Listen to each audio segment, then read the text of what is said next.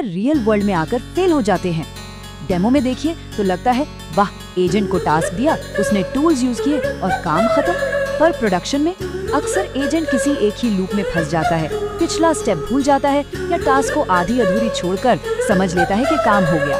चलिए इस गहराई में उतरते हैं और इस परेशानी की असली वजह ढूंढते हैं। इस मिस्ट्री को सुलझाने के लिए हमारा रोड मैप कुछ इस तरह रहेगा।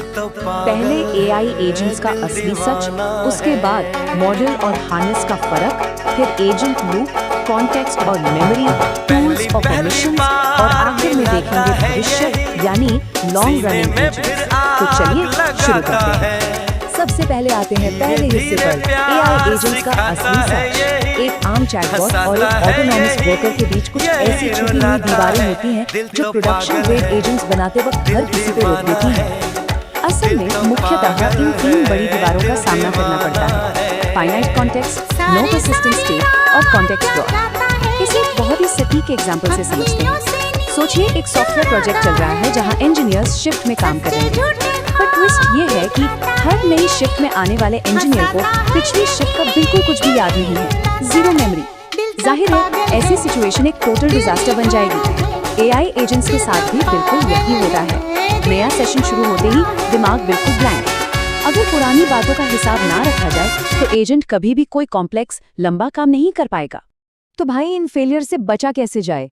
यहाँ आती है हमारी दूसरी कड़ी, मॉडल और हार्नेस के बीच का असली फर्क। और ये कॉन्सेप्ट बहुत ही शानदार तरीके से दिखाता है कि एक्चुअल प्रॉब्लम कहाँ छुपी है।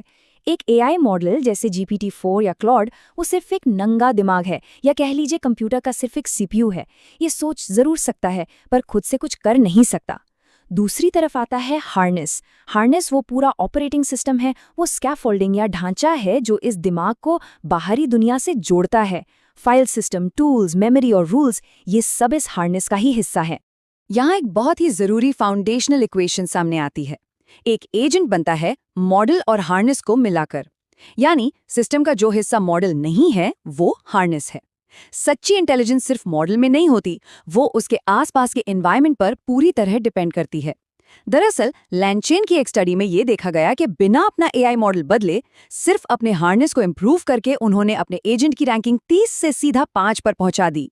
सबसे बड़ा टेकअवे ये है कि मॉडल में इंटेलिजेंस है जरूर, पर हार्नेस उस इंटेलिजेंस को रियल वर्ल्ड में अप्लाई करने के काबिल बनाता है। अब तीसरे हिस्से की तरफ बढ़ते हैं, एजेंट लूप। आखिर ये हार्नेस मॉडल से एक्चुअल में काम कैसे करवाता है? इस पूरे प्रोसेस को एजेंट लूप कहते हैं। अगर ओपन एआई के कोडेक्स एजेंट लूप को देखा जाए तो वो इन्हीं 4 बेसिक